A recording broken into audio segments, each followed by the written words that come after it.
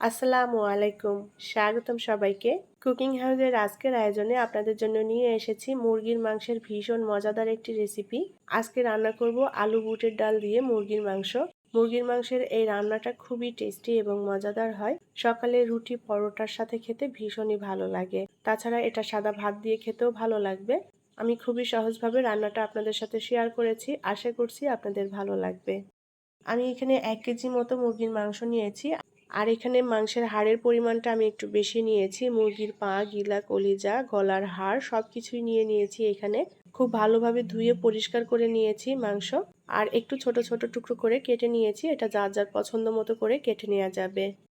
মাংসের মধ্যে পেঁয়াজ কুচি দিয়ে দেব। হাফ কাপের মতো পেঁয়াজ নিয়েছি এখানে। এখন দিয়ে দেব আদা বাটা, রসুন বাটা। 2 চা চামচ করে নিয়েছি আদা রসুন বাটা। গুঁড়া মশলা দিয়ে দেব। আমি এখানে শুকনো মরিচের গুঁড়া নিয়েছি 1 টেবিল চামচ পরিমাণ, লবণ নিয়েছি স্বাদ মতো, ধনিয়ার গুঁড়া 1 চা চামচ, জিরার গুঁড়া 1 চা চামচ, গরম মশলার গুঁড়া 1 চা চামচ, হলুদ গুঁড়া হাফ চা চামচ।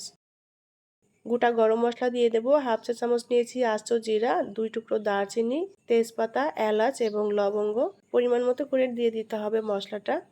তেল দিয়ে দেব। আমি এখানে 3 টেবিল চামচ পরিমাণ রান্নার তেল দিয়েছি। সরিষার তেল দিয়েও রান্না করা যাবে। এখন দিয়ে দেব আলু। আমি এখানে মিডিয়াম সাইজের 3টা আলু ছোট টুকরো করে কেটে নিয়েছি।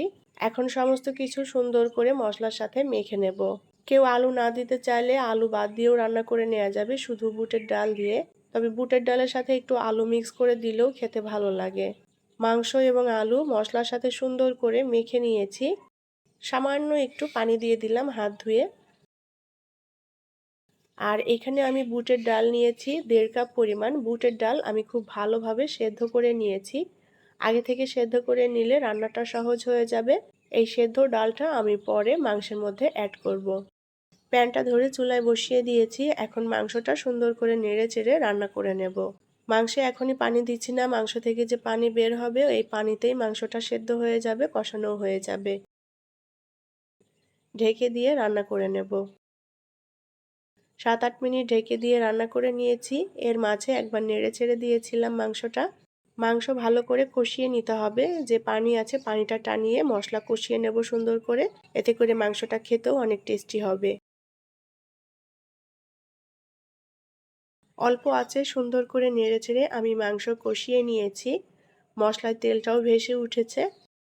এখন মাংসের মধ্যে দিয়ে দেব সেদ্ধ করা বুটের ডাল।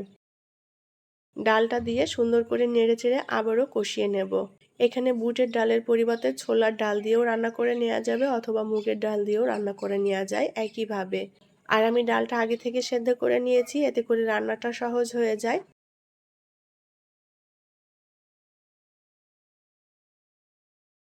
মাংসের সাথে ডাল দিয়ে সুন্দর করে কষিয়ে নিয়েছি। এখন এর মধ্যে পরিমাণ মতো করে পানি দিয়ে দেব ঝোলের জন্য। যে যতটা ঝোল রাখবেন সেভাবে পানি দিয়ে দিতে হবে। আমি মিডিয়াম ঘন ঝোল রাখবো, সেভাবে পানি দিয়ে দিলাম। ঢেকে দিয়ে রান্না করে নেব। 7-8 মিনিট ঢেকে দিয়ে রান্না করে নিয়েছি। উল্টাপাল্টা করে নেড়ে ছেড়ে দেব। ডাল, আলু, মাংস সবকিছুই সুন্দর মতো সেদ্ধ হয়ে গিয়েছে। ঝোলটা আর সামান্য একটু টানিয়ে নেব। মাংসের ঝোল আমি যতটুকু রাখতে চাই জাল দিয়ে টানিয়ে নিয়েছি। চুলার সুইচটা আমি অফ করে দিয়েছি। এবার ঢাকনা দিয়ে ঢেকে চুলার উপর এভাবে কিছুক্ষণ বসিয়ে রাখবো। এতে করে মাংসটা সুন্দর মতো মজে যাবে। 10 মিনিটের মতো ঢেকে এভাবে রেখে দিয়েছিলাম চুলার উপরে।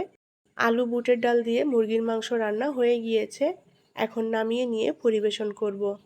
তৈরি হয়ে গেল দারুণ মজাদার আলু বুটের ডাল দিয়ে মুরগির মাংসের ঝোল।